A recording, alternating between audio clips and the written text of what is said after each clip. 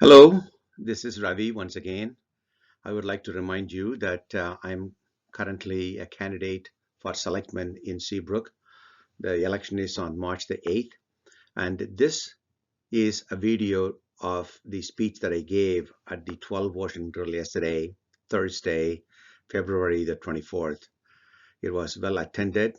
Bob Lima and his wife Deb Lima organized it. Thank you very much, Bob and Deb. And Mike Connolly of 12 Washington Grill gave us the venue for us to get together. Thank you very much, Mike.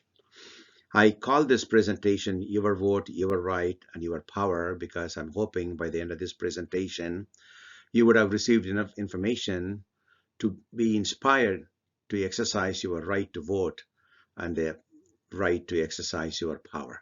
So with that, let's go forward. Now, life in Seabrook is a wonderful thing. We live in a wonderful town, nice geography, nice community, nice people. So we really enjoy living in the town. We get full set of services from the town: police, fire, water, sewer, Department of Public Works, and the town hall services. We also have dedicated elementary and middle schools. In some other towns, the middle school is shared across multiple towns, but in our case, we have dedicated elementary and middle schools. But for high school, we send our kids to Winnicott High School, which is our regional high school.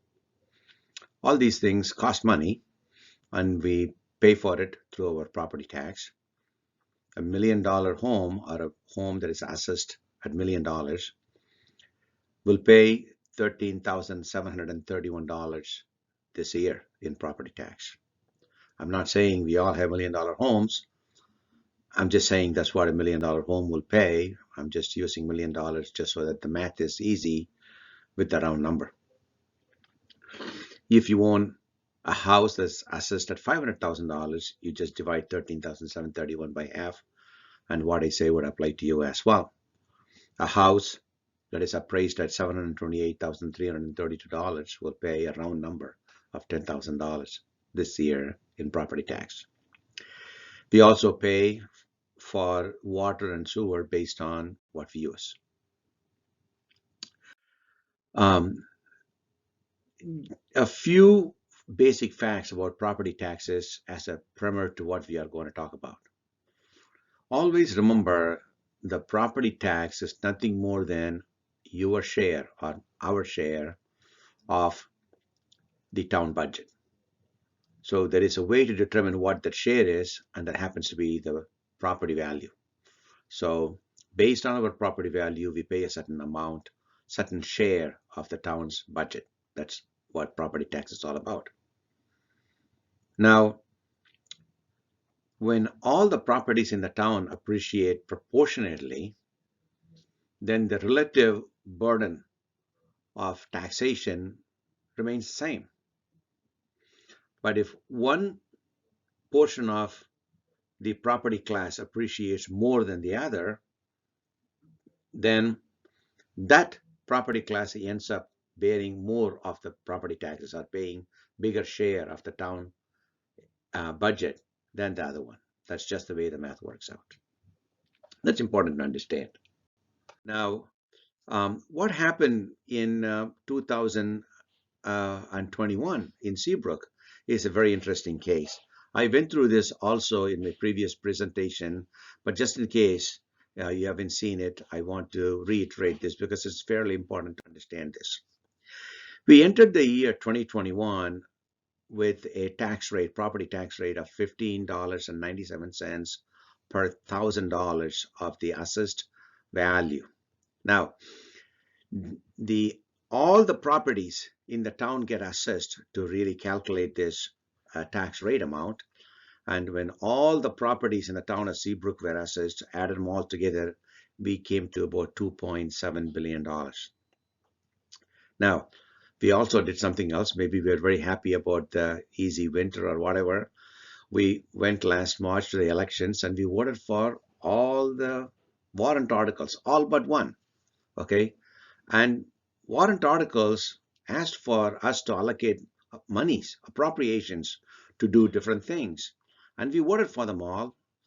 But when you add them all up, we basically gave the town the authority to spend another $4.2 million on top of the town budget.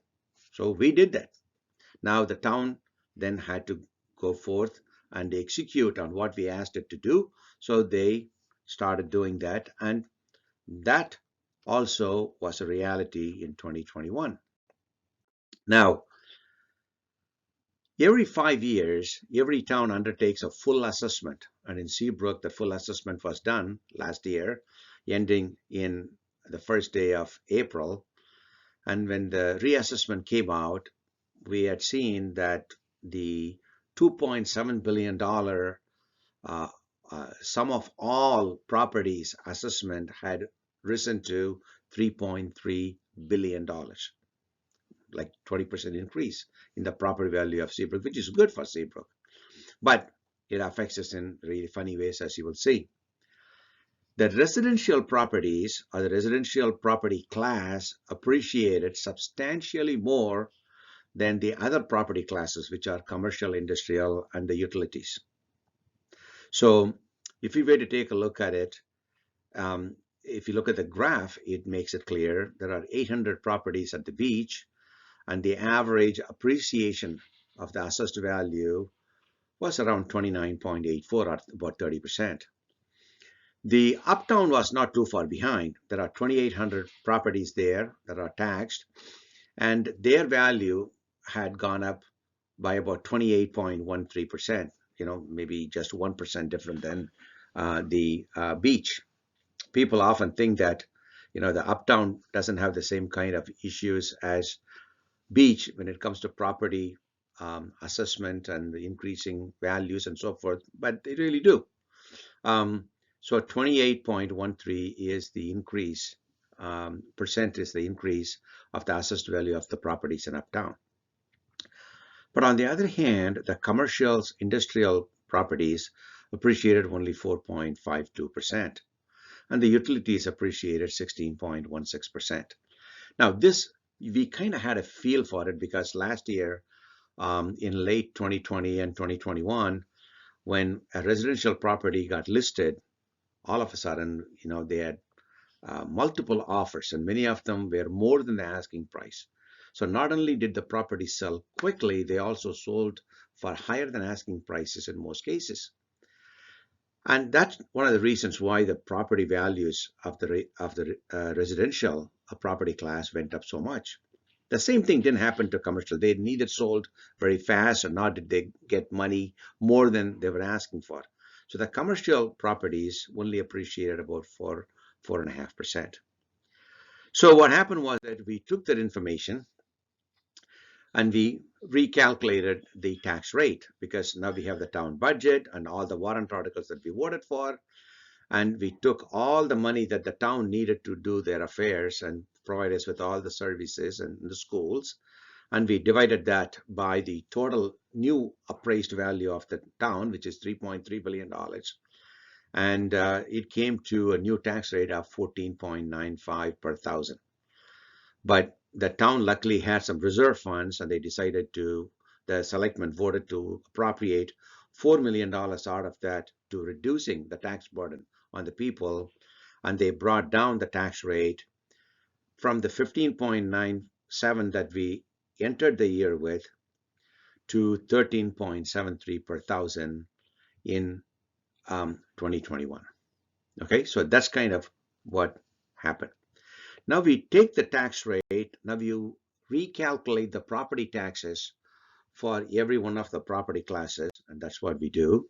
And when we did that, the residential properties across the board saw 11% increase in their property taxes. Now, the Seabrook Village still had further disproportionate tax increases because there some houses appreciated quite a bit more. The uptown properties were not too far behind. They also got hit with a property tax increase of 10.1%. So this increased property tax issue is not a beach issue. It is an issue for everybody in the town. Every residential, that is. The commercial and industrial properties, the Market Basket, the Walmart, the BJ's, and the gas stations, the restaurants and whatnot, those commercial properties, they saw their taxes go down by 10.14%. The utilities saw a tax increase of about 1.04%. So the winner in this recalculation of the property taxes based on the new tax rates and the new assessment was the commercial industrial. The loser was the Seabrook residential property owners. So it created an inequity in the taxation. So in a sense that residentials now pay more into the town budget, whereas the commercials pay a little bit less, almost creating a situation where the residentials were paying what the commercials were not paying. So that is the inequity or imbalance. Now, the disproportionate valuation in 2021 of the property classes shifted a higher proportion of the tax burden from the commercial, industrial, and utilities to the residential properties and created the tax inequity or the imbalance. And this is a fact.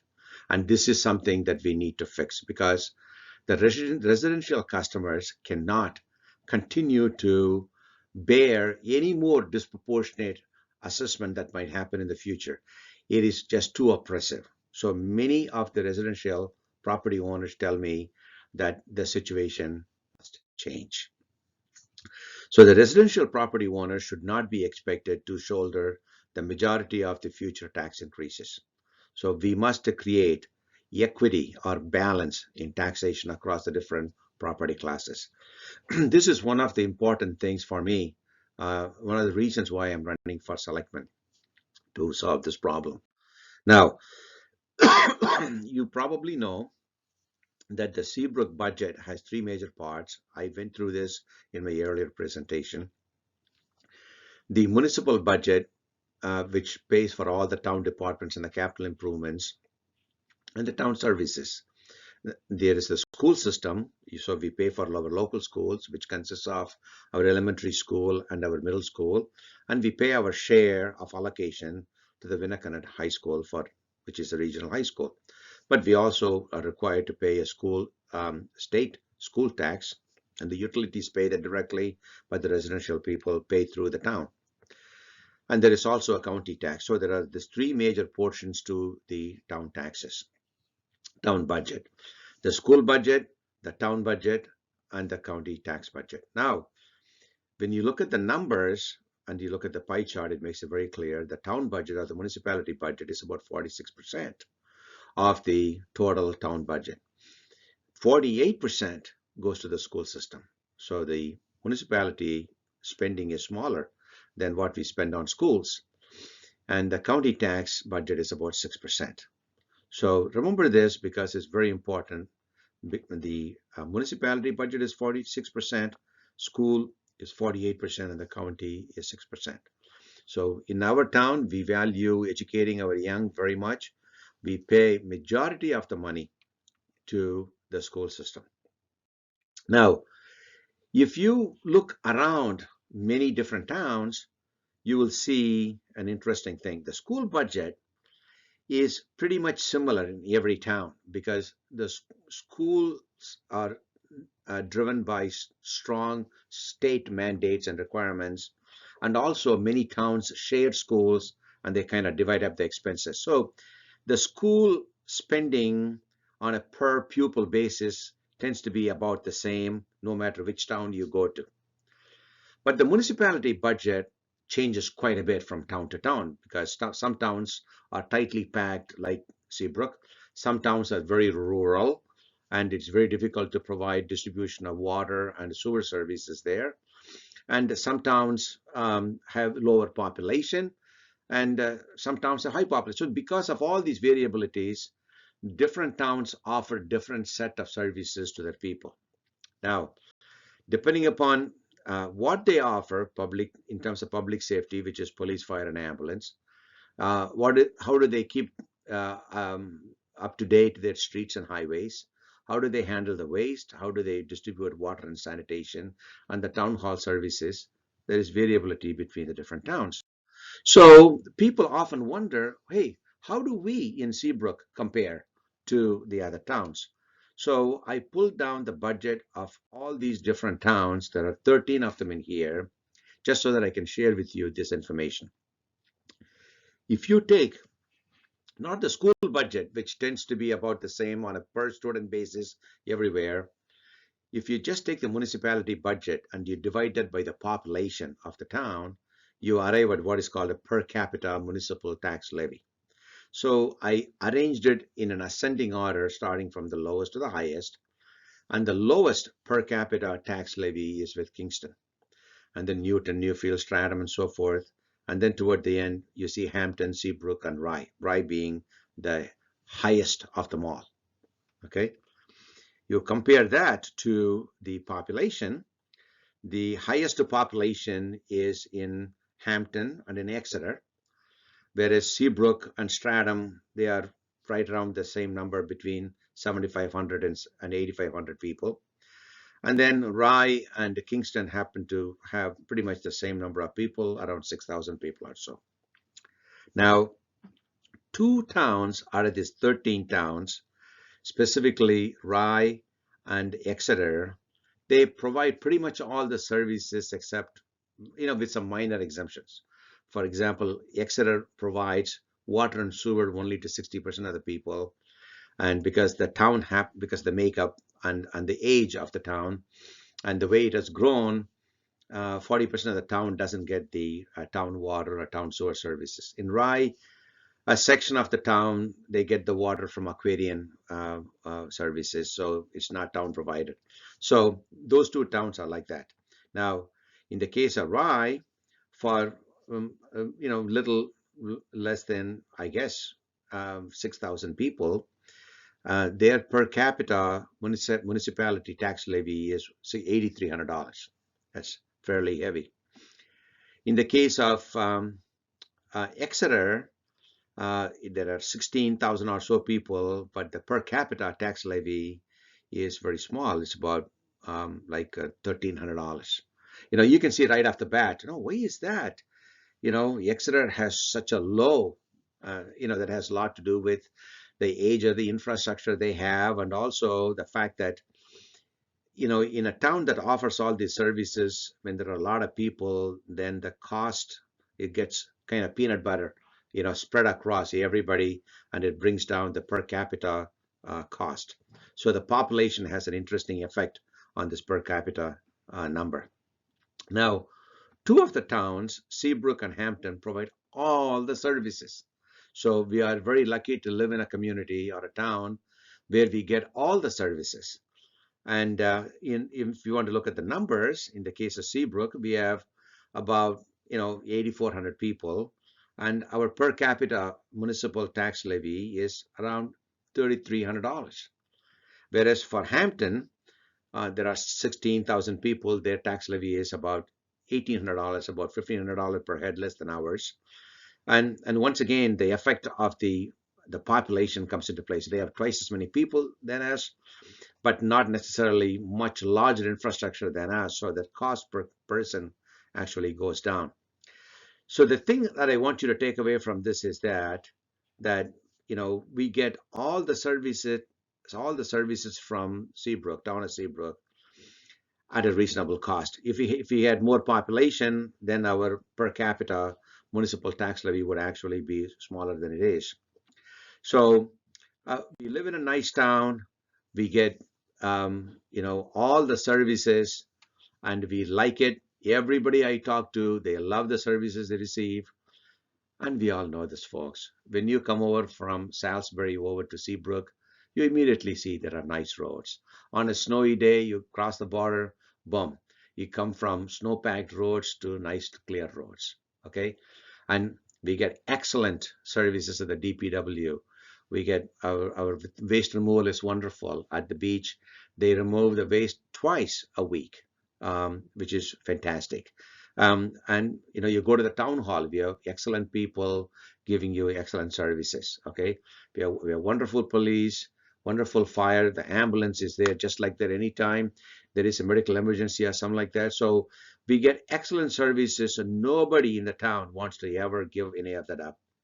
There are people who live in this town who are serving our community, who make up our police department, our DPW, and our town hall, and so forth. And these are our citizens. They pay property taxes too. And we do not want to lose these services. We don't want to lose the personal touch that these people provide for serving our own community. So any talk of privatizing these services is just nuts. Okay, I will not stand for it. I will not privatize any of these town departments. It is very nice. We have a wonderful town, small town feel, because one day we see somebody giving us a service across the counter in the town hall. The next day you see them on the beach or the grocery store, and you see them as fellow citizens. This small town charm is too good to lose. Okay, so we want to keep that. So we want to keep the wonderful services that we have in this town, and we want to protect and preserve these services, and we want to protect the jobs of our town employees. That's very important. So the challenge is, how do we curtail the steep increases in the residential property taxes without sacrificing the excellent quality of services that we receive? And how do we also create equity in our taxation or balance? So that is the challenge that we are facing. So for that, it's a good idea to take a look at the source of tax revenue for the town of Seabrook. Three major sources: the residential properties pay residential property taxes, and the commercial industrial, they pay their property taxes, and the utilities pay their property taxes. But in the utilities, there is a big component that is our nuclear power plant. NextEra power plant is a big part of the utility piece. Now, if you also take a look at how they use the services, what you see is that, by the way, unlike the other slides where I have numbers that I have actually taken from very credible sources on published public domain information and from the town hall, this chart contains information that is based on input from people who I've spoken with. So this is not from any newspaper or any town source. This is a chart that I put together based on the information I gathered myself. So if you think that you see things differently, by all means, give me a feedback. I see that the residential property class uses the police and fire very infrequently. They use the ambulance to some extent because I do see people making emergency medical calls, so they do use the ambulance service. But DPW, they use a medium amount because, yes, there is a trash pickup, and people go to the dump and they get mulch, or they get the compost, or they get rid of the trash, recyclables, and so forth, and people are there to help them with. So we do use them, so I put medium. Water and sewer, we just have household consumption of water and sewer. We are not washing big machines. We are not consuming water in a big way. So we are very low usage. And for that, we also pay on a per drink basis. And, we are doing this to serve ourselves.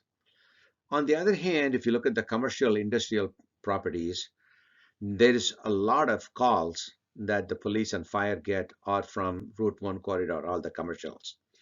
They also use the ambulances fairly high. They use the DPW fairly high because there is a lot of trash and everything created in those lots that need to be all cleaned. And there's so much work that to be done to accommodate them. Same way, they also are heavy consumers of water, and they are taking, they are using the sewer infrastructure quite a bit more than the residentials do. So they serve the public. But if you go into any of these shopping centers, whether it is Walmart parking lot or Market Basket parking lot, BJ's parking lot, or anything, Home Depot parking lot, it won't be unusual for you to see majority of the license plates from Massachusetts. Okay, so a lot of people coming across the border to escape the Massachusetts state tax, they come over here, and our commercial sector serves them. Okay, but these commercial sectors, they use our infrastructure quite a bit. And yet they got the property tax relief. So you kind of make the connections in your head about that. Utilities are medium users of police and fire, and low usage of ambulance, and medium users of DPW, but they do use quite a bit of water and the sewer services, and they serve the public. So if you think about it, we pay our taxes for the municipality budget, and the municipality budget pays for all these services: police, fire, ambulance, DPW, and so forth. But we don't use these services in an equal way. So it creates a situation where sometimes someone who is really not using the service ends up paying for somebody who uses it quite a bit. And therein comes the unbalance or inequity. So, maybe it is time, I think, to migrate from a tax only based revenue generation to a tax and usage based model.